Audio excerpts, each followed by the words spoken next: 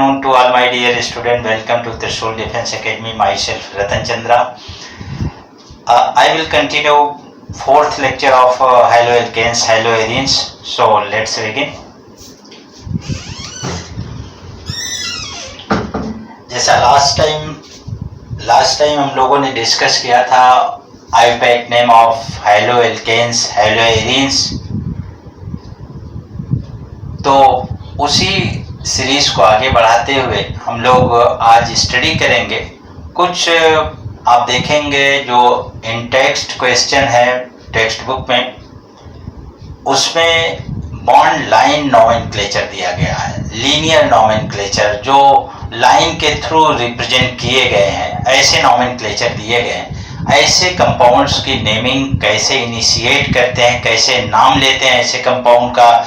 कहीं कहीं only line दिया जाता है, कहीं लाइन देकर कुछ कार्बन को रिप्रेजेंट कर देते हैं. मिडिल कार्बन को रिप्रेजेंट नहीं करेंगे, मिडिल में कार्बन को रिप्रेजेंट नहीं करेंगे, लेकिन टर्मिनल कार्बन को रिप्रेजेंट कर देते हैं, टर्मिनल एलिमेंट्स को रिप्रेजेंट कर देते हैं, लेकिन मिडिल में ओनली लाइन या बॉन्ड द्वारा शो करते हैं. ऐसे कंपाउंड का नेम कैसे लिया जाए, इसके लिए कुछ फंडामेंटल कॉन्सेप्ट मैं आपको बता रहा हूँ.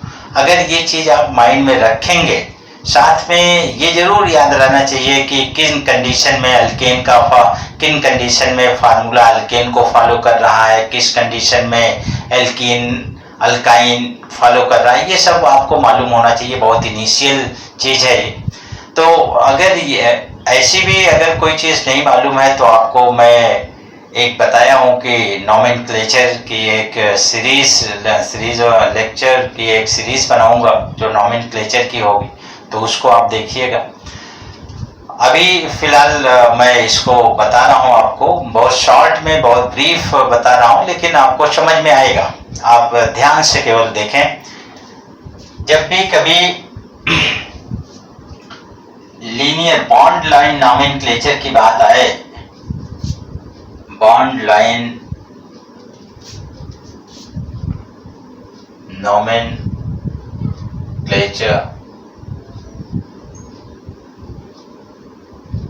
बॉन्ड लाइन नोमेनक्लेचर,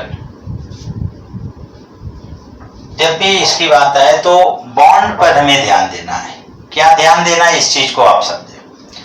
अगर लाइन का कोई भी लाइन होगी तो उसके टू एंड्स होंगे. एंड्स होगा, एक इनिशियल एंड्स होगा, एक टर्मिनल एंड्स होगा. तो जो दो पॉइंट हैं, ये कहीं भी टर्मिनल पॉइंट्स जो होंगे, इनिशियल और टर्मिनल पॉइंट्स, ये हमेशा कार्बन कंसीडर किया जाएगा. क्या कंसीडर किया जाएगा? कार्बन. अब बॉन्ड कैसा नेचर होगा, अल्केन अल्काइन, ये डिपेंड करेगा. अल्केन होगा अल्कीन होगा अल्काइन, ये डिपेंड करेगा. आप स्ट्रक्चर देख के आप बता लेंगे. अब ये माइंड में है आपको कि इनिशियल पॉइंट और टर्मिनल पॉइंट कार्बन कंसीडर किया जाएगा. ये पहला पॉइंट माइंड में रहना चाहिए. दूसरा पॉइंट ये रहना चाहिए, कहीं भी लाइन क्रॉस कर रही है, दो लाइन आपस में क्रॉस कर रही है, जो क्रॉसिंग पॉइंट होगा वो भी कार्बन कंसीडर किया जाएगा. आपके पास क्या क्या हो गया कार्बन के लिए लीनियर नोमेनक्लेचर में या बॉन्ड लाइन नोमेनक्लेचर में? क्या क्या पॉइंट आपके पास हुआ? Initial point of line and terminal point of line, ये कार्बन जैसा बिहेव करेगा, एक्ट एज कार्बन.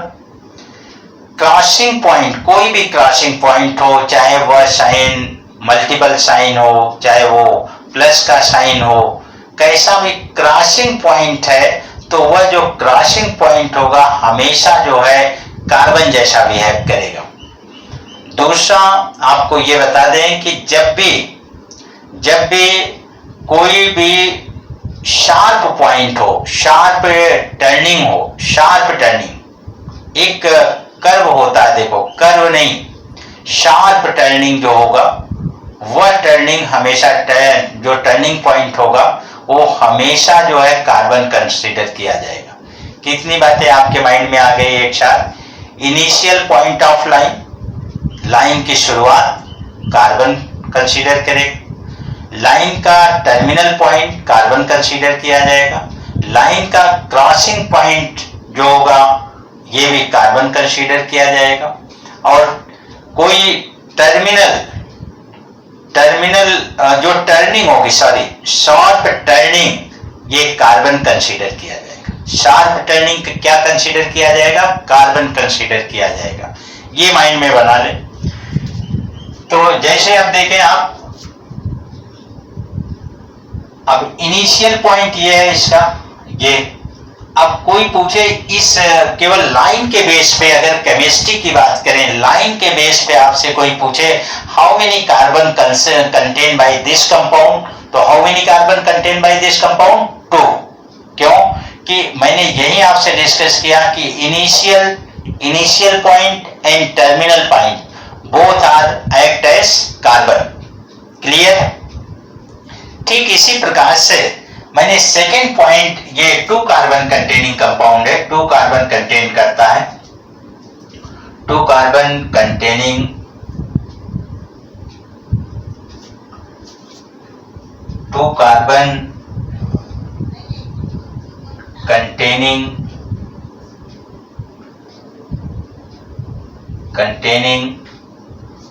कंपाउंड,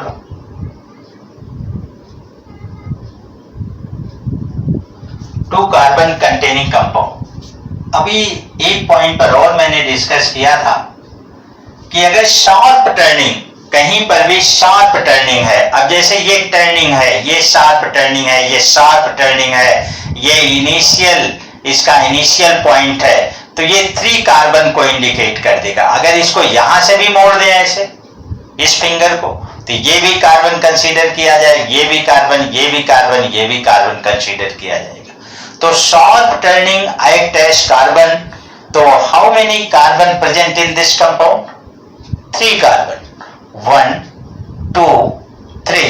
ये शार्प टर्निंग है, sharp turning act as carbon, तो 3 carbon containing compound,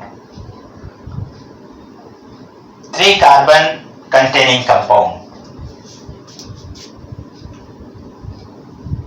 How many carbon consist by this compound?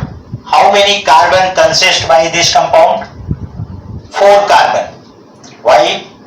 Initial point act as carbon. 2 sharp turning है यहाँ पर, ये sharp turning कार्बन का behave करेगा, ये भी कार्बन का बिहेव करेगा। तो total number of carbon contained by this compound is 4. तो 4 carbon containing compound है ये। तो इस प्रकार से आपने ये समझ लिया कि बॉन्ड लाइन नोमेनक्लेचर में कहां पर कार्बन कंसीडर किया जाएगा। एक पॉइंट और रह गया इसमें, क्रॉसिंग पॉइंट। मैंने कहा कि क्रॉसिंग पॉइंट भी कार्बन कंसीडर किया जाता है। सपोज मैंने इस प्रकार से स्ट्रक्चर ड्रा कर दिया, इस प्रकार का स्ट्रक्चर ड्रा किया, और एक कोई लॉन्ग चेन सेलेक्ट कर लें। देखो, चाहे आप इस प्रकार से मूव करोगे, फर्स्ट सेकेंड थर्ड कार्बन, तो 3 कार्बन कंटेनिंग लॉन्ग चेन बनेगी। अगर आप इस प्रकार से मूव करते हैं, 1 2 3 कार्बन कंटेनिंग लॉन्ग चेन होगी। अगर आप इस प्रकार से मूव करोगे तब भी 3 कार्बन की चेन होगी, और इस प्रकार से भी। लेकिन ये मिडिल कार्बन, देखो क्रॉसिंग पॉइंट जो था, ये भी कार्बन कंसीडर किया जा रहा है। अगर इस टोटल कंपाउंड में कहा जाए how many carbon present in this compound, total carbon present है, देखो इसमें 5, ये 5 कार्बन कंटेनिंग कंपाउंड हो जाएगा। तो अब I think bond line nomenclature की अगर बात मैंने किया तो आपको ये क्लियर हो गया होगा कि लाइन पर कौन कौन सा कार्बन कंसीडर किया जाएगा, कौन कौन सा कार्बन है, कौन कार्बन नहीं है, ये क्लियर है। अगर शार्प टर्निंग की बात किया मैंने, और वहीं मैंने कहा था सर्कुलर लाइन की बात किया था, कि कर्व की बात किया था। अगर कर्व होगा तो देखो ये कार्बन नहीं कंसीडर किया जाएगा, यहाँ ओनली 2 कार्बन है, ओनली 2 कार्बन कंटेनिंग कंपाउंड है, ये ओनली 2 कार्बन कंटेनिंग कंपाउंड। तो अब इस पर बेस आपके यहाँ इन टेक्स्ट क्वेश्चन है, उसको आप देख लेना और नेमिंग आप कर लेना। बाकी आप तरीका जानते हो, तरीका मैंने बताया है पीछे, कुछ मेथड और बता देता हूं यहाँ पर। सपोज आपसे कहा जाए कि इस कंपाउंड में how many carbon consist by this compound, कितने कार्बन इस कंपाउंड में कितने कार्बन है, इसका आयुपैक नेम देख लो, इसका आयुपैक नेम इथेन हो जाएगा, इथेन। और इसका आयुपैक नेम क्या होगा, हाउ मेनी कार्बन, फर्स्ट तो काउंट करेंगे how many carbon contain by this compound. तो इस कंपाउंड में देखो आप 3 टर्मिनल पॉइंट, 3 जो है यहाँ पर पॉइंट्स हैं, ये तो हो गया ये 1 कार्बन, ये सेकेंड पॉइंट यहाँ कट हो रहा है, ये भी कार्बन कंसीडर किया जाएगा, और ये भी हाउ मेनी कार्बन, 3 कार्बन। अगर नेमिंग कर दे कोई कि इसका नेम क्या हो जाएगा, तो ये हो जाएगा प्रोप 1 इन, प्रोप 1 इन हो जाएगा, ये 1 इन। तो इस प्रकार से आप इसकी नेमिंग कर सकते हैं। और यहीं पर अगर आपसे कहा जाए इस कंपाउंड में कितने कार्बन हैं, हाउ मेनी कार्बन, 1 2 3 4, ये 4 कार्बन कंटेनिंग हो गया। इसका नेम अगर आपसे पूछा जाए तो ये हो जाएगा 2 ब्यूटीन, ब्यूटुइन भी कह सकते हैं। जैसे इसको अगर लिखना हो तो आप इसको प्रोपीन भी लिख सकते हो, ऐसे प्रोपीन, 1 प्रोपीन, जैसे इसको 2 ब्यूटीन, ब्यूटुइन भी लिख सकते हो, ब्यूटुइन। लेकिन ऐसी नेमिंग गलत हो जाएगी अगर आप इसको लिख दें ब्यूटीन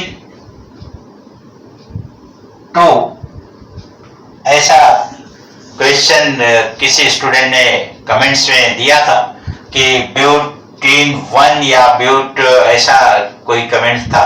तो नेमिंग में जो नंबर है, नंबर लास्ट में कभी आप नहीं लगा सकते, ये गलत तरीका, ये रॉन्ग है, ये करेक्ट है। ये भी करेक्ट है कि अगर आप ऐसे लिखते हैं ब्यूटुइन लिखते हैं तो ये तरीका सही है।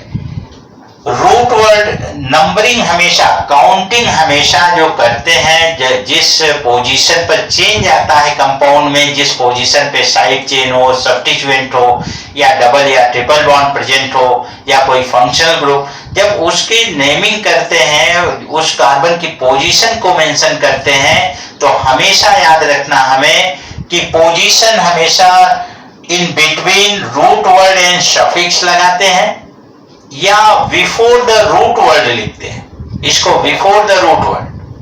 ये पॉइंट जरूर याद रखना, ये बहुत इंपॉर्टेंट पॉइंट है। हाँ, हो सकता है अगर साइड चेन हो तो साइड चेन की पोजीशन साइड चेन के बिफोर लिखेंगे, और जब हाइड्रोकार्बन का नेम लेते हैं, लॉन्ग चेन का नाम लेते हैं, तो लॉन्ग चेन में नंबर हमेशा in between root word and suffix लिखेंगे या बिफोर रूट वर्ड लिखेंगे। ये याद रहना चाहिए आपको, ये एक इंपॉर्टेंट पॉइंट है। इसका नेमिंग का एक तरीका, एक मेथड ये है। और जो लास्ट में अगर लिखोगे ये तरीका रॉन्ग है, ये रॉन्ग है, ये करेक्ट है, ये भी करेक्ट तरीका है, करेक्ट मेथड है।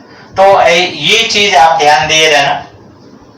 इसको आप ऐसे लिख सकते हो, इसको अगर कार्बन के रूप में एक्सप्रेस करना चाहो, इस बॉन्ड लाइन नोमेनक्लेचर के कंपाउंड को अगर आप कार्बन के रूप में लिखना चाहते हो तो इस प्रकार से लिख सकते हो, CH3 ये टर्मिनल, ये CH डबल बॉन्ड CH3। आप चाहो तो हाइड्रोजन मत लिखो, पहले कार्बन को इंडिकेट कर दो। हाइड्रोजन तो आप टेट्रावैलेंसी देखकर सेटिस्फाइड कर लोगे, लेकिन केवल ऐसे लिख सकते हो इनिशियली आप carbon single bond double bond carbon single bond, ये इंडिकेट कर रहा है इसको। अगर इसको लिखना चाहोगे carbon double bond carbon single bond carbon, 3 carbon containing. अब इसको सेटिस्फाइड कर लो, how many bond contain by this carbon, 1 bond है, तो हम जानते हैं कार्बन टेट्रावैलेंट होता है, तो 4 बॉन्ड सेटिस्फाइड करने के लिए रिक्वायर्ड हाइड्रोजन चाहिए, hydrogen contain only single bond. तो how many hydrogen required for tetravalency of carbon, तो टेट्रावैलेंसी को फुलफिल करने के लिए 3 कार्बन की रिक्वायरमेंट है, 3 कर दोगे। इसके पास how many sigma, how many covalent bond, 3 covalent bond है तो 4 बॉन्ड होना चाहिए कार्बन का। टेट्रावैलेंसी के लिए रिक्वायरमेंट कितने हाइड्रोजन की है, 1 की है, 1 यहाँ लिखोगे, यहाँ 2 लिख दोगे, तो ये स्ट्रक्चर। ऐसे इसको भी टेट्रावैलेंसी इसकी फिलअप करने के लिए 3 हाइड्रोजन की रिक्वायरमेंट है। इसकी टेट्रावैलेंसी के लिए ओनली वन हाइड्रोजन, 3 हाइड्रोजन, तो ये इस प्रकार कंप्लीट हो जाएगा। तो आप इसको बना सकते हो ऐसे। तो बॉन्ड लाइन नोमेनक्लेचर आपके यहाँ दिया गया है, जैसा मैंने लास्ट टाइम भी कहा था, लास्ट टर्न पे कहा था, थर्ड लेक्चर में कहा था कि आप लोग जो रिमेनिंग नोमेनक्लेचर है उसको सेल्फ से करिएगा, उसको करना, और फिर जाके अगर कहीं पर आपको डिस्कस करना है तो आप कमेंट बॉक्स में लिखना, उसको मैं बताऊंगा। बाकी कोचिंग जब ओपन होगी तो वहां पर हम डिस्कस करेंगे।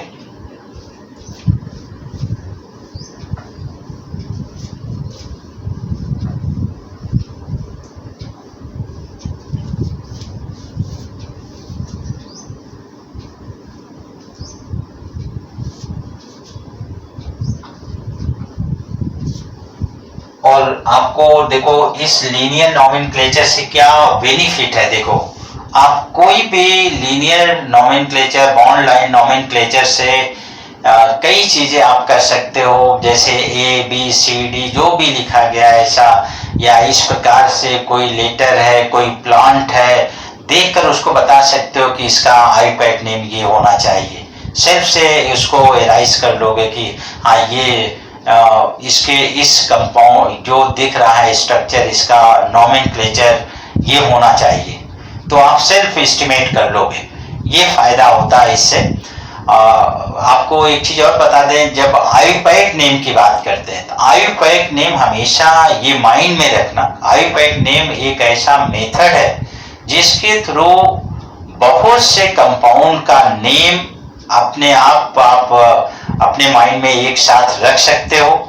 अगर हम कॉमन नेम की बात करें, कॉमन नेम बहुत कंपाउंड का आप याद नहीं कर सकते हो, क्योंकि आप जानते हो कि ऑर्गेनिक केमिस्ट्री की बात करोगे कई लाख कंपाउंड है, तो आप कैसे याद रखोगे। लेकिन नोमेनक्लेचर का जो मेथड लाया गया, जो रूल्स रेगुलेशन लाए गए कि ये रूल होने चाहिए नेमिंग के, तो उसके बेस पर क्या होता है कि पूरे कंपाउंड को आप एक साथ रूल जान गए। अब कोई कंपाउंड होगा आपको याद नहीं करना है, लर्न नहीं रखना है, आपके सामने आया कंपाउंड, आप तुरंत उस रूल को इम्प्लीफाई किए और करेक्ट आंसर तक आप पहुंच गए।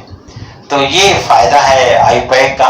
और आईपैड का एक फायदा और आपको बता दें, किसी भी कंपाउंड का जो आईपीएसी नेम होता है, आईपीएसी नेम लेते ही वो कंपाउंड आपको दिखने लगता है कि ऐसा है। जैसे देखो मैंने कहा कि प्रोप, जैसे प्रोप कहा तुरंत आपको दिखा 3 कार्बन कंटेनिंग कंपाउंड, 3 कार्बन इसमें होगा। प्रोप इन कहते ही तुरंत आपके माइंड में आया तीनों कार्बन सिंगल बॉन्ड से जुड़े होंगे, फिर टेट्रावैलेंसी से हाइड्रोजन सेटिस्फाइड कर लोगे, ये हमें क्लियर है। तो इस प्रकार से आपको दिखता है कंपाउंड। जैसे मैंने कहा ब्यूट 2 इन, ब्यूट 1 इन, तुरंत आपके माइंड, ब्यूट कहते ही तुरंत आपके माइंड में आया 4 कार्बन कंटेनिंग कंपाउंड है, और डबल बॉन्ड ब्यूट 2 इन कहा इन्होंने, तो इसका मतलब डबल बॉन्ड सेकंड नंबर के कार्बन पर लगा दें, ये कंपाउंड फ्रेम हो गया। तो ये एक स्ट्रक्चर दिखता है। आईपैड नेम ऐसी चीज है जिससे आपको किसी कंपाउंड का स्ट्रक्चर सेल्फ से दिखने लगेगा।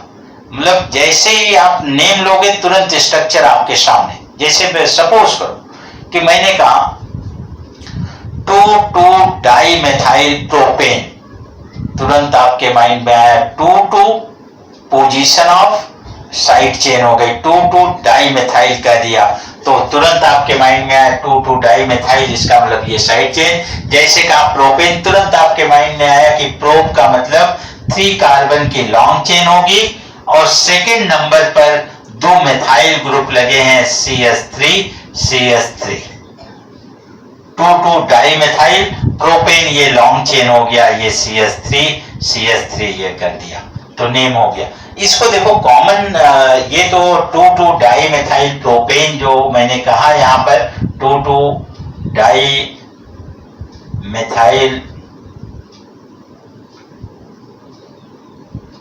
2,2-डाइमेथाइल प्रोपेन,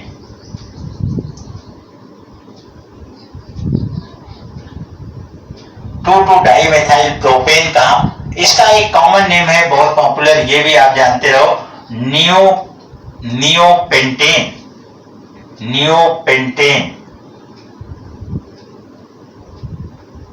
नियोपेंटेन कहते हैं इसको।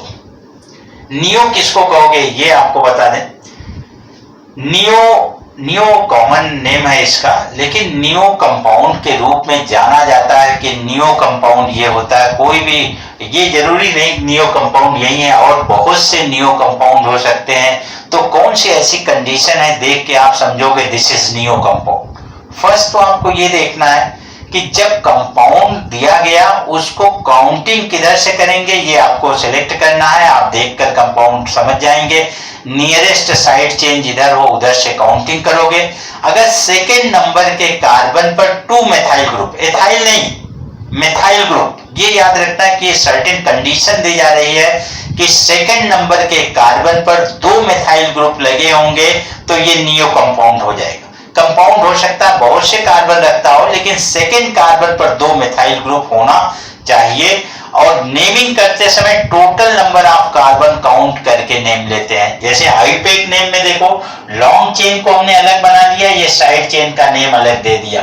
इससे हमें देखने लगा कि सेकेंड नंबर के कार्बन पर 2 मेथाइल है, लॉन्ग चेन में 3 कार्बन है। लेकिन नियोपेंटेन करने से आपको ये नहीं दिखा। अब नियोपेंटेन आपको याद रखना पड़ेगा। इसका फंडामेंटल ये कि इसको याद रखना है कि सेकेंड नंबर के कार्बन पर 2 मेथाइल होगा तभी नियो होगा। अब ये नियोपेंटेन सभी कार्बन को काउंट करके नाम लिया। देखो नियोपेंटेन ये भी है, देखो CH3 CH2 CH2 CH3 CH3 CH3, ये भी एक नियो कंपाउंड है। क्यों? जब काउंटिंग करेंगे इधर से नहीं कर सकते, साइड चेन इधर से नियरेस्ट है, काउंटिंग इधर से करेंगे 3 4 5, तो ये एक नियो कंपाउंड है। और नियो जब नाम लेते हैं, मैंने कहा कि ऑल कार्बन काउंट किया जाता है नेम लिखते समय। तो हाउ मेनी कार्बन, 1 2 3 4 5 6 7, तो ये क्या हो जाएगा बेटा, Neopentane is common name. Isotopic name of this compound 2,2-dimethyl. How many carbon in long chain? 5. तो 2,2-dimethyl pentane हो जाएगा। ये यहाँ पे गलत लिख दिया। How many carbon? Total carbon कितना? 7। तो नियोहेप्टेन हो जाएगा बेटा। ये थोड़ा सा यहाँ पर मैंने ध्यान नहीं दिया। नियोहेप्टेन नियो नाम लेते समय ये आपको बताया, पहले ही बताया कि नियो नाम लेते समय ऑल कार्बन को काउंट करते हैं। तो सभी कार्बन को काउंट करके ये हाइड्रोकार्बन का नाम लिखा जाता है। ऐसे आइसो कंपाउंड होता है। नियो की एक और डेफिनेशन बता दें अभी। जैसे मैंने बताया कि सेकेंड नंबर के कार्बन पर 2 मेथाइल होना चाहिए। हो सकता है कि कहीं पर आपसे जब डेफिनेशन पूछा जाए, हो सकता है कहीं पर ये चीज न लिखा गया हो, कुछ और आंसर 4 ऑप्शन, मान लो कोई आपको ऑब्जेक्टिव क्वेश्चन दिया, 4 ऑप्शन आपको दिया गया, उसमें हो सकता है ये न लिखा हो कि second carbon contain 2 methyl group, ऐसा न लिखा हो। तो ये ध्यान देना कि ये पॉइंट दिया रहेगा। इतने पॉइंट को, इसको हम क्या लिख सकते हैं बेटा, देखो इसको हम लिख सकते हैं CH3 ये लिख सकते हैं। ये जरूर याद रखना है, ये पॉइंट इंपॉर्टेंट है।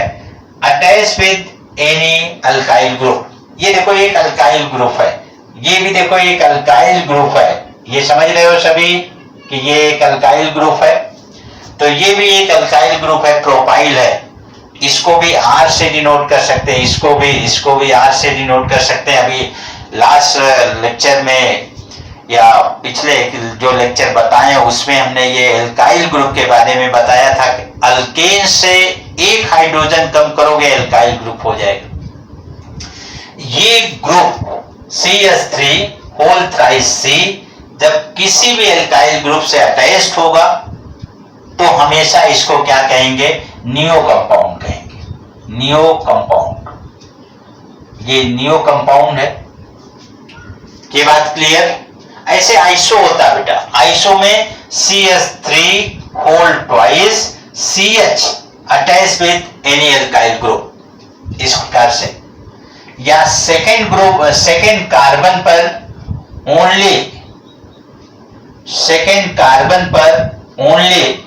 वन मेथाइल ग्रुप हो। सेकेंड कार्बन पर जैसे 2 मेथाइल ग्रुप है, ऐसे अगर 1 है तो उसे आइसो कहेंगे, आइसो कंपाउंड कहेंगे। जैसे ये कंपाउंड आप ये कह सकते हो, when CH3 whole twice CH attached with any alkyl group is known as iso compound। Iso की भी नेमिंग जब हम लोग करते हैं तरीका, जैसे नियो में सभी कार्बन को काउंट करते हैं, वैसे आइसो में भी सभी कार्बन को काउंट करके नाम लेते हैं। ये बात क्लियर है? तो इस प्रकार से आप नेमिंग की बात किया, मैंने ऐसे ही बताया आपको कि आप अपना नाम, अपने नाम का आईपीएसी नाम लिखना चाहो तो भी लिख सकते हो। मैंने बताया वेरियस स्ट्रक्चर आप देखो और सेल्फ से उसके नेमिंग कर सकते हो। सपोज करो कि आपका नेम जो है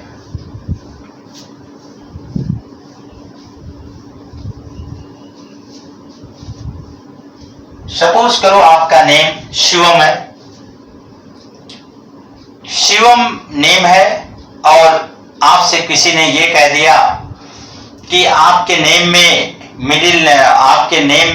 मिडिल में एम आ रहा है, एम का आईपैक नेम बताओ, IUPAC name of M, IUPAC name of V Shivam, IUPAC name of A, इसको बताओ। तो डिपेंड अपॉन स्ट्रक्चर आप ए को कैसा लिखते हैं, एम को कैसा लिखते हैं, इस पे डिपेंड करेगा आईपैक नेम। जैसे देखो आपको बताएं, एक पॉइंट साइक्लिक की बात कर रहे थे, थोड़ा सा एक पॉइंट और बता दें। जैसे ये बताया था कि this is IUPAC name of this butane, how many carbon? 4, single bonded है तो ब्यूटेन होगी। ऐसे अगर मैं इस प्रकार से इसको स्ट्रक्चर ड्रा कर दूं, इस प्रकार का स्ट्रक्चर, जरा ध्यान देना, इसको आप क्या कहोगे? How many carbon? 3 कार्बन।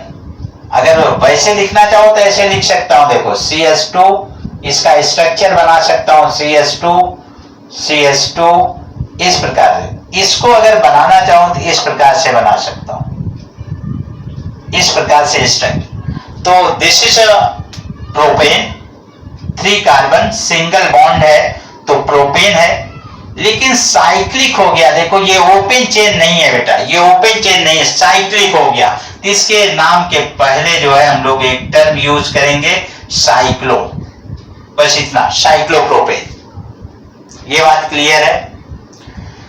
और एक बात और यहीं पर बता दें, जैसे इस कंपाउंड की बात करें, यहां पर ऐसे एक लाइन ड्रॉ कर दें, तो this is indication of methyl group. ये मेथाइल ग्रुप को इंडिकेट कर रहा है। किसको? Methyl group. जैसे ऐसे लिखते हो ना आप, ये अगर इसका स्ट्रक्चर बनाओगे, टर्मिनल कार्बन कैसा होता है? कार्बन, ये भी कार्बन है, 3 कार्बन का एक कंपाउंड है, और एक जो है साइड चेन में कार्बन ये है। अब इसको अगर टेट्रावैलेंसी इसकी क्लियर करना चाहें तो यहां CH3 CH CH3 CH3 लिख दें। इस कंपाउंड का जो एक्सप्रेस करते हैं इस प्रकार से स्ट्रक्चर हो जाएगा। ये बॉन्ड स्ट्रक्चर इसका हो गया, इसका कंडेंस स्ट्रक्चर आप एक साथ लिख दो, इसको C4H10 ऐसा लिख दो तो हो जाएगा। तो ये समझ में आ गया, ये क्लियर है? तो ऐसे आपको बता दें कि अगर यहां पर ऐसे लाइन ड्रा कर दें तो ये क्या हो जाएगा। मान लो इस कंपाउंड को यहां लिखें, मैं आपके नेम में प्रेजेंट AMV जो बताया कि शिवम आपका नेम है, और आपके नेम में present alphabet letter M, alphabet letter A, alphabet letter V, इसका आईपैक नेम आपको बताना है। तो उसको कैसे एक्सप्लेन करेंगे, कैसे आप बताएंगे आईपैक नेम? तो बॉन्ड लाइन स्ट्रक्चर अगर आपके माइंड में है तो आप इजीली उसको एक्सप्रेस कर सकते हो, आप इजीली बता सकते हो।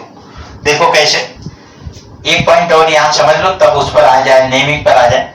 मैंने कहा कि ये साइक्लोप्रोपेन है। अगर यहां पर मैं एक लाइन ऐसे ड्रा कर दूं तो आप इसको, मैंने अभी बताया कि ये साइड चेन हो जाएगा। साइक्लिक स्ट्रक्चर ये लॉन्ग चेन हो गया, 3 कार्बन का है साइक्लिक स्ट्रक्चर, ये साइड चेन हो गया। जैसे ये देखो, इसके नेमिंग में आपने लिखा 2 मेथाइल प्रोपेन, ये प्रोपेन लिखा, 2 मेथाइल प्रोपेन। ऐसे ही इसको लिखोगे 1 मेथाइल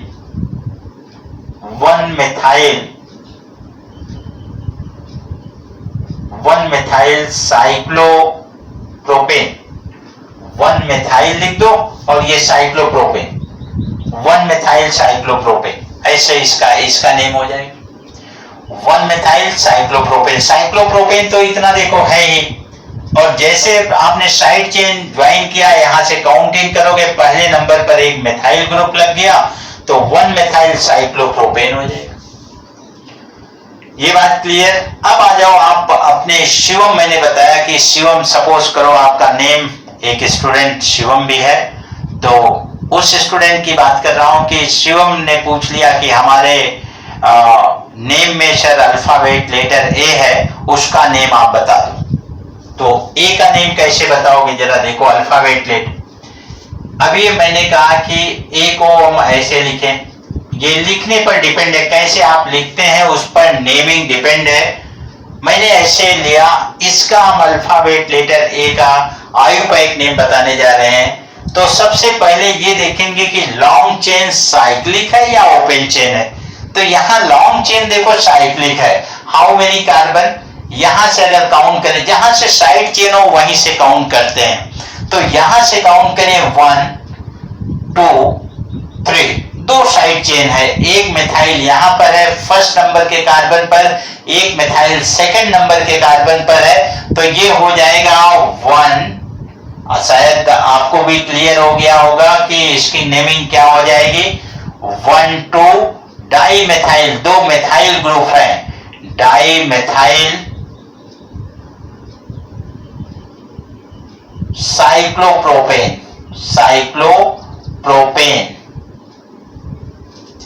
1 2 डाई मिथाइल साइक्लोप्रोपेन।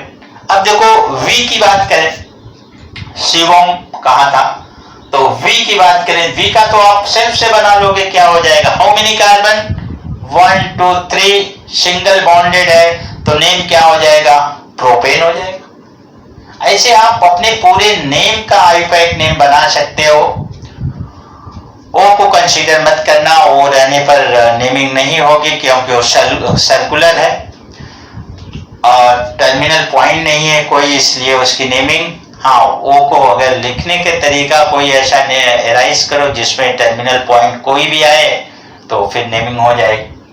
जैसे एम को भी आप देखो बता लोगे, तुरंत आप बताओगे इसका आयुर्वेदिक नेम क्या हो जाएगा। अगर इस प्रकार से मैं डिनोट करूं एम को, तो आप तुरंत बता दोगे आयुर्वेदिक name of this compound is pentane. How many carbon contain by this compound, 5, तो this is pentane.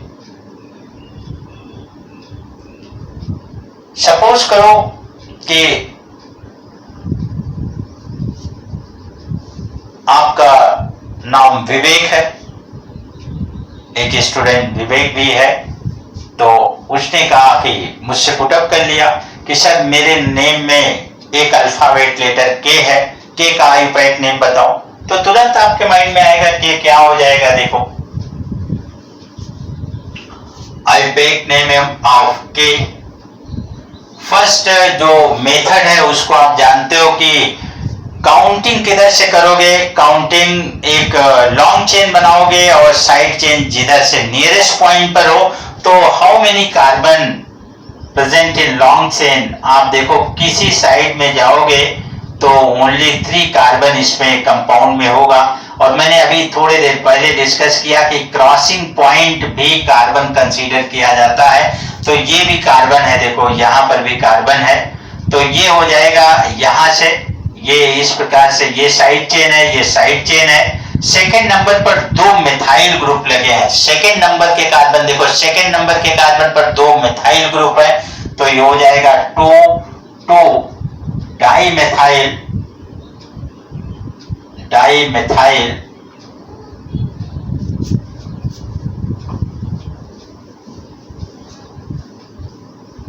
2 dimethyl propane. 2 dimethyl propane is alphabet name of alphabet letter K। Clear? ठीक इसी प्रकार से एक और अल्फाबेट लेटर की बात करते हैं। जैसे मेरे नेम का फर्स्ट अल्फाबेट लेटर जो है आर है। आर को सपोज करो कि मैं इस प्रकार से डिनोट करूं। पी का भी आप बता सकते हो, पी को सपोज करो इस प्रकार से। तो आर को अगर आईपैक नेम बताना हो तो जहां पर देखो साइक्लिक चेन में how many carbon contain by cyclic chain 4, long chain 4 carbon की हो गई बेटा। How many carbon 4। तो ये साइक्लोप्रोपेन के बजाय साइक्लोब्यूटेन हो जाएगा। लेकिन यहां पर फर्स्ट नंबर पर 2 मिथाइल ग्रुप लगे हैं, तो आप लिखोगे इसका आईपैक नेम 1 डाइमिथाइल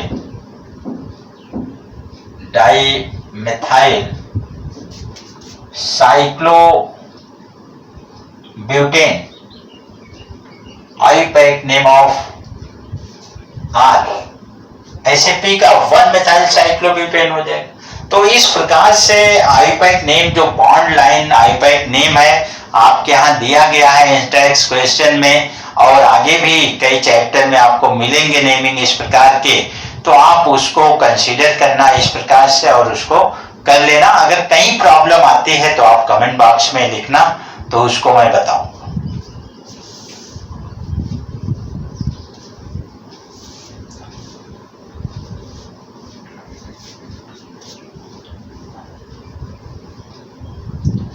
जो नेक्स्ट पॉइंट है एनसीईआरटी का जो नेक्स्ट पॉइंट है CH बॉन्ड के बारे में, नेचर ऑफ CH बॉन्ड के बारे में दिया गया है। तो हम लोग एक बार डिस्कस करते हैं nature of CH bond. Nature of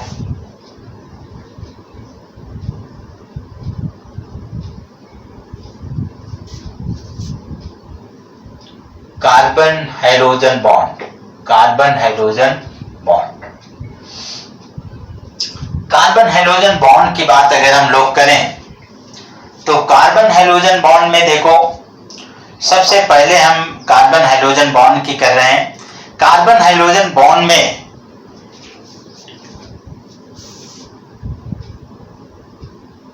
carbon कोई हाइड्रोजन ले लो, एक बार मैं क्लोरीन को लेता हूं, आप फ्लोरीन ले लो, ब्यूटीन ले क्लोरीन ले लो, ब्रोमीन ले लो, आयोडीन ले लो, फ्लोरीन ले लो, कुछ भी यहां ले लो।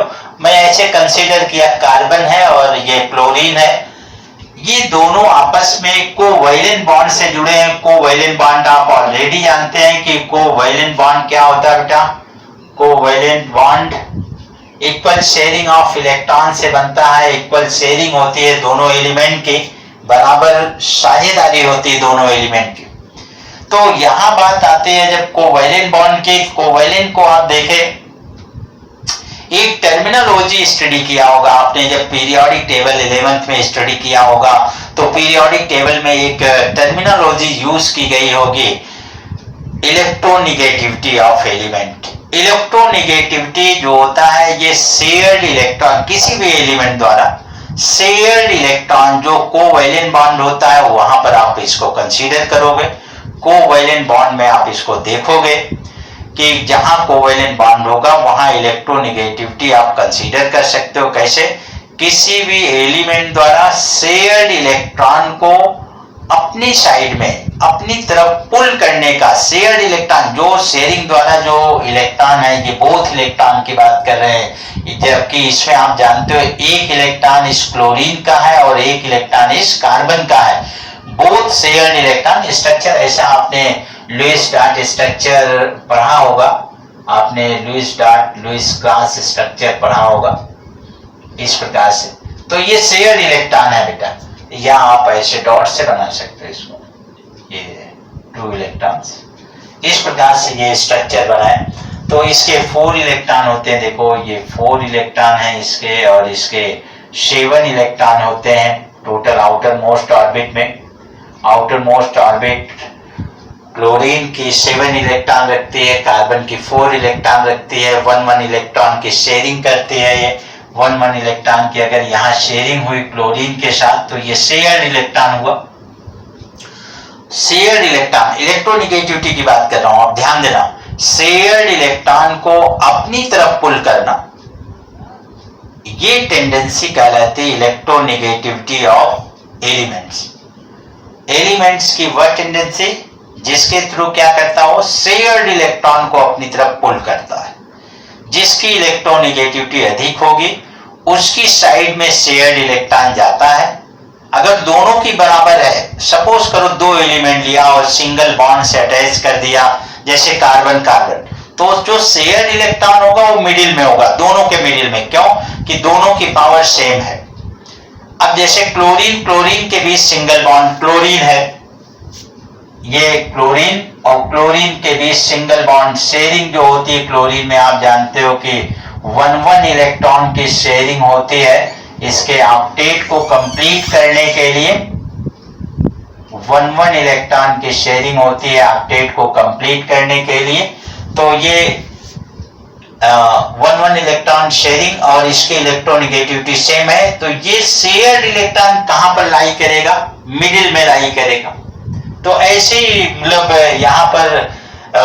यहाँ पर जो है, जो शेयर्ड इलेक्ट्रॉन होगा वह मिडिल में होगा कि नहीं, ये आपको एस्टिमेट करना है। अगर 2 डिफरेंट एलिमेंट हो गए, दोनों की इलेक्ट्रोनिगेटिविटी अलग अलग है, मींस इलेक्ट्रॉन, शेयर्ड इलेक्ट्रॉन को पुल करने की पावर अलग अलग है, तो जिसकी पावर अधिक होगी शेयर्ड इलेक्ट्रॉन उसकी तरफ शिफ्ट हो जाता है। अगर बॉन्ड ब्रेक नहीं हुआ, कोवेलेंट बॉन्ड है, ब्रेकिंग नहीं दिखा रहा हूं, तो इलेक्ट्रॉन उसकी तरफ शिफ्ट हो जाएगा जो मोर इलेक्ट्रोनिगेटिव एलिमेंट होगा। तो आप ऑलरेडी जानते हो इलेक्ट्रोनिगेटिविटी ऑफ एलिमेंट के बेस पर ये आप समझ सकते हैं कि कौन सा मोर इलेक्ट्रोनिगेटिव एलिमेंट है। Chlorine is more electronegative than, chlorine is more electronegative element, electronegative element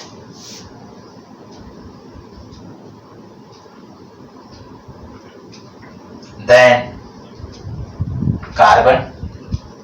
carbon के कंपेयर में मोर इलेक्ट्रोनिगेटिव एलिमेंट होता है क्लोरीन।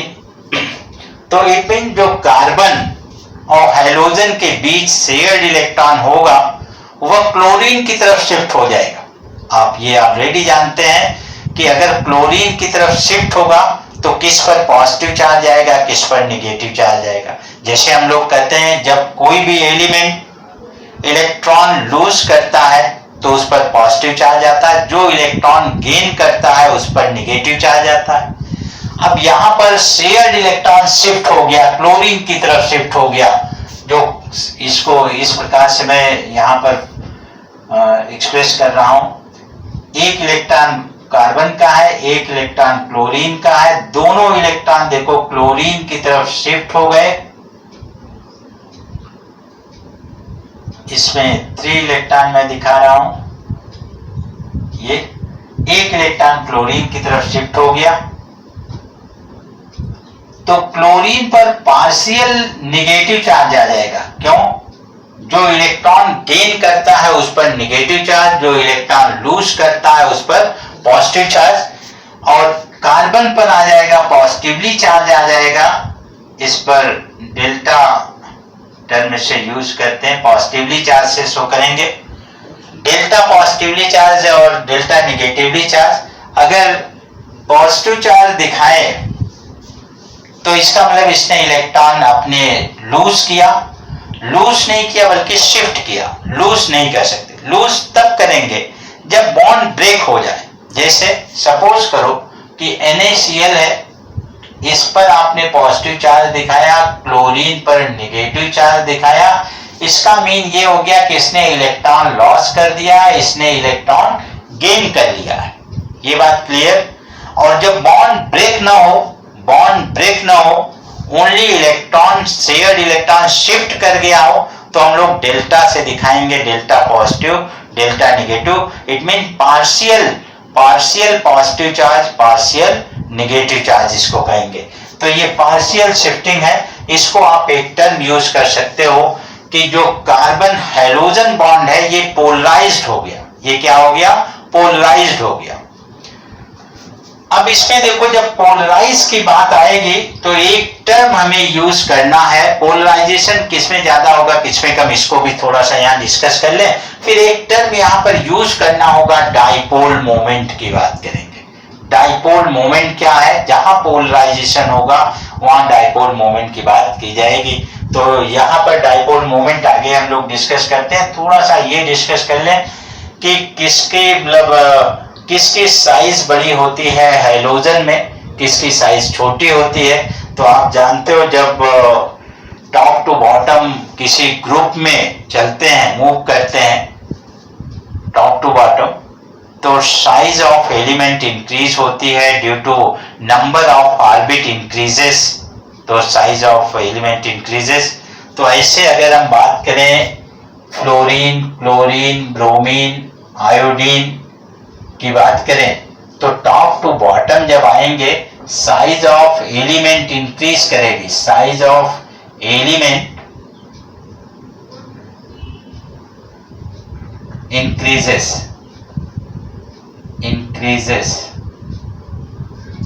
साइज इंक्रीज करेगी।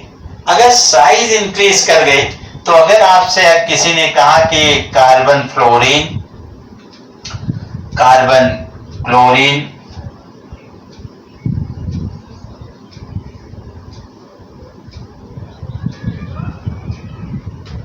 कार्बन ब्रोमीन, कार्बन आयोडीन, किसकी बॉन्ड लेंथ अधिक होगी, तो टॉप टू बॉटम आओगे तो बॉन्ड लेंथ कार्बन और हैलोजन के बीच जो बॉन्ड लेंथ होगी वो इंक्रीज कर जाएगी, क्योंकि साइज इंक्रीज करती है एलिमेंट की। तो इसमें से फ्लोरीन की साइज सबसे छोटी होगी, फिर क्लोरीन की साइज होगी उससे बड़ी, फिर उससे बड़ी जो है ब्रोमीन की साइज होगी।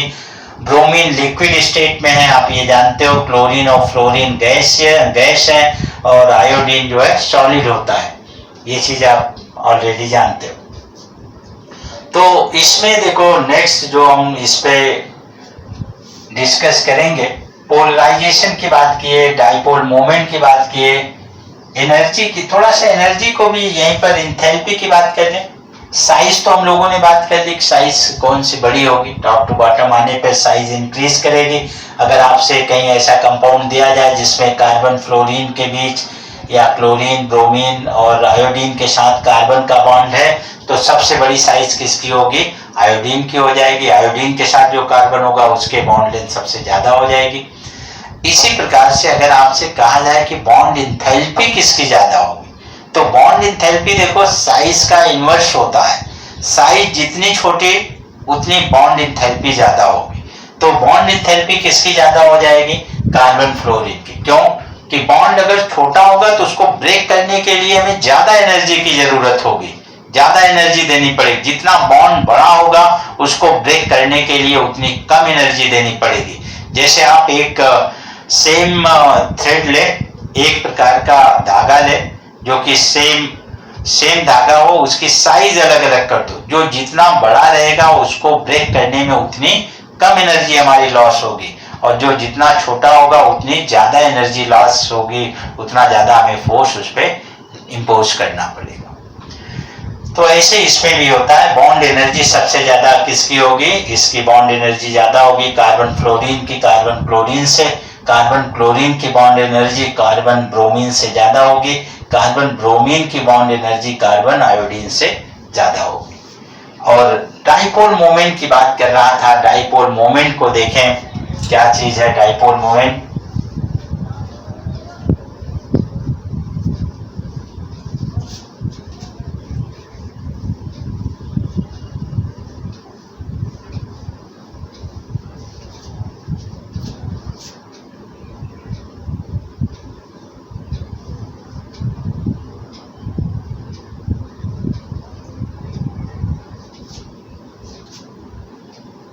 डाइपोल मोमेंट की बात करेंगे, इसे P से एक्सप्रेस करते हैं। पहले तो हम लोग P या सम टाइम म्यू से भी डिनोट करते हैं। डाइपोल मोमेंट की बात करेंगे तो एक फार्मूला अभी पहले बता दें आपको कि dipole moment P equal to Q into 2L, और 2A भी लिख सकते हो, Q इंटू 2L ऐसे, या Q इंटू 2A लिख सकते हो, या समटाइम Q इंटू D लिखा जाता है। तो इस प्रकार से डिफरेंट ढंग से इसको एक्सप्रेस करते हैं। ये ध्यान देना है कि डिस्टेंस बिटवीन टू चार्ज है, ये डिस्टेंस बिटवीन टू चार्ज है, डिस्टेंस बिटवीन टू चार्ज है, ये ध्यान देना है। और ओनली वन चार्ज जो है, ये only one any charge, positive और नेगेटिव, ये कोई भी चार्ज है और उनके बीच दो चार्ज के बीच के डिस्टेंस है, उस पर हम डिस्कस करेंगे आगे। तो ये तो इसका फार्मूला है डाइपोल मोमेंट का। पहले ये जाने डाइपोल मोमेंट एक वेक्टर क्वांटिटी है। कैसी क्वांटिटी? वेक्टर क्वांटिटी है। Vector quantity, vector quantity depends upon, जो क्वांटिटी, जो फिजिकल क्वांटिटी डिपेंड करती है डायरेक्शन पर और एज वेल एज मैग्नीट्यूड, तो उसको हम लोग वेक्टर क्वांटिटी कहते हैं। और भी इसकी अलग डिफिनीशन भी है, और भी इसकी क्रिटिकल कंडीशन को एक्सप्रेस करने के लिए और भी डिफिनीशन है। तो डायरेक्शन पे डिपेंड करते हैं, ये ध्यान देना है कि जो फिजिकल क्वांटिटी मैग्नीट्यूड के अलावा डायरेक्शन पे डिपेंड करेगी तो वो वेक्टर क्वांटिटी होगी। तो ये एक वेक्टर क्वांटिटी है। अब डाइपोल मोमेंट किसको कहोगे, डाइपोल किसको कहोगे? सबसे पहले तो डाइपोल किसको कहोगे, फिर डाइपोल मोमेंट की बात करेंगे। और इसमें जैसा दिख रहा है कि एक चार्ज भी है। चार्ज की यूनिट ऑलरेडी आप जानते हो कि चार्ज की क्या यूनिट होती है, SI unit of charge Coulomb. तो कूलॉम इसकी चार्ज की यूनिट है, और कई यूनिट होती है चार्ज की, कोई एक यूनिट ही नहीं होती। लेकिन हाँ, उसका SI यूनिट के रूप में जब एक्सप्रेस करेंगे, कूलॉम के रूप में एक्सप्रेस करेंगे, वैसे यूनिट इसकी ESU है, EMU है, फैराडे है। फैराडे सबसे बड़ी यूनिट है चार्ज की। सबसे बड़ी यूनिट कौन सी है? फैराडे। चार्ज की सबसे बड़ी यूनिट फैराडे। चार्ज की छोटी यूनिट ESU। ESU को एक नाम और देते हैं, देखो, फ्रैंकलिन भी कहते हैं। फ्रैंकलिन ने चार्ज पर काफी वर्क किया था, उसके रिकॉर्ड में उनको फ्रैंकलिन भी एक यूनिट है। तो ये सभी में रिलेशन है, इन सभी में Franklin, ESU, EMU and Coulomb, इनमें आपस में रिलेशन है। वो सब चीजों पर डिस्कस करेंगे इसमें आगे।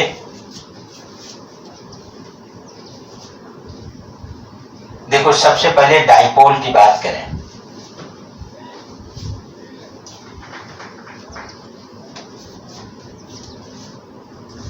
Dipole,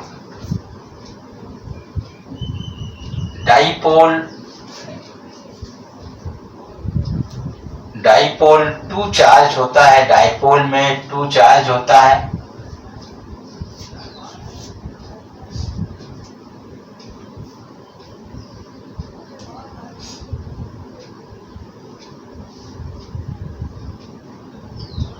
Q Q same magnitude के टू चार्ज होता है।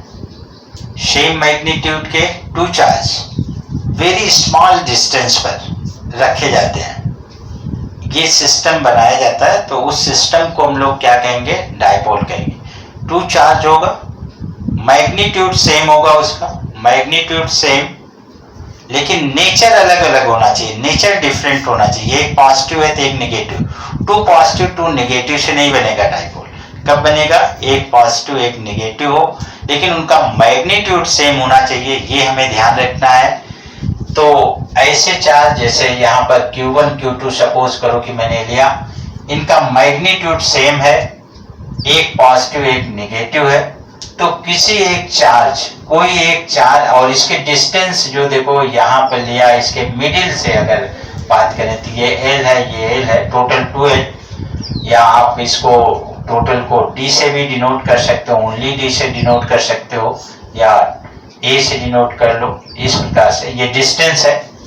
किसी एक चार्ज और दोनों चार्ज के बीच की डिस्टेंस 2l, या d ले सकते हो या 2l ले सकते हो या 2a ले सकते हो, तो ये कहलाएगा आपको डाइपोल मोमेंट कहलाएगा। किसी एक चार्ज और दोनों चार्ज के बीच के डिस्टेंस के प्रोडक्ट को हम लोग क्या कहेंगे, डाइपोल मोमेंट कहेंगे। और डाइपोल एक डिवाइस है जिसमें दो चार्ज होते हैं जिनका मैग्नीट्यूड कैसा होगा, मैग्नीट्यूड सेम होगा, लेकिन नेचर कैसा होगा, अपोजिट होगा। नेचर अपोजिट होगा, बहुत स्मॉल डिस्टेंस पर वो रखे जाते हैं, तो इसको हम लोग डाइपोल कहेंगे। डाइपोल मोमेंट हो गया। आपको थोड़ा सा इसके बारे में बता दें, डाइपोल मोमेंट के बारे में। डाइपोल मोमेंट की यूनिट डिबाय होता है। Unit of dipole moment डिबाय,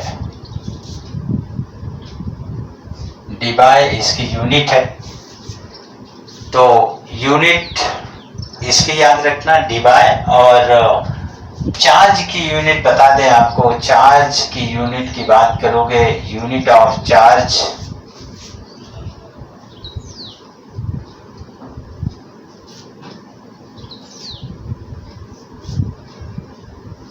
SI unit तो कूलॉम्ब है,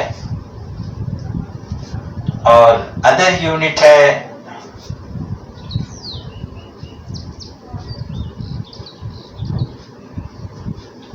और कूलॉम्ब के अलावा अदर यूनिट की बात करें,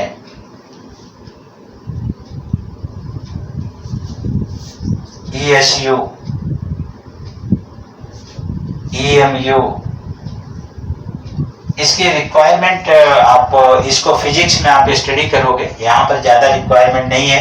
लेकिन यूनिट की बात करें जिससे आप डाइपोल मोमेंट को अलग ढंग से भी नोट कर सके। जब आपने ये चीज लिखा है Q इंटू 2l लिखा है, तो एक यूनिट एसआई यूनिट जब बनाओगे तो कूलॉम्ब मीटर यूनिट हो जाएगी, इसकी कूलॉम्ब मीटर यूनिट हो जाएगी।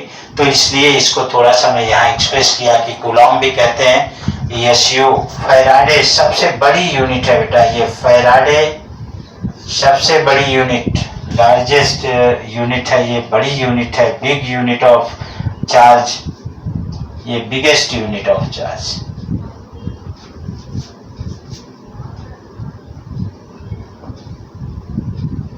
सबसे बिगेस्ट यूनिट है। ये स्मॉलेस्ट है, फ्रैंकलिन भी कहते हैं। ESU को फ्रैंकलिन कह सकते हो, फ्रैंकलिन स्मॉलेस्ट यूनिट है।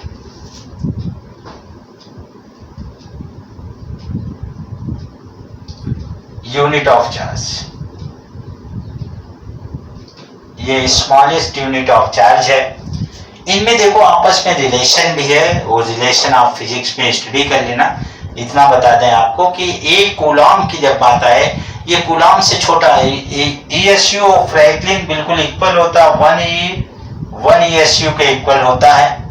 इसे एक नाम देते हैं और इलेक्ट्रोस्टैट कूलॉम्ब भी कहते हैं। सपोज करो कि कभी आ जाए तो इसको ऐसे भी जानते रहना, स्टैट कूलॉम्ब कहते हैं। और EMU को ऐप कूलॉम्ब कहते हैं, ऐप कूलॉम्ब। एब्सोल्यूट, ऐप से एब्सोल्यूट लिया जाता है, एब्सोल्यूट कूलॉम्ब। तो ऐप कूलॉम्ब और स्टैट कूलॉम्ब इसका दूसरा नाम है, ESU का दूसरा नाम है। वैसे इसका नाम अगर आप देखोगे तो इलेक्ट्रोस्टैटिक यूनिट, स्टैटिक यूनिट, और इसको आप कहते हो इलेक्ट्रोमैग्नेटिक यूनिट,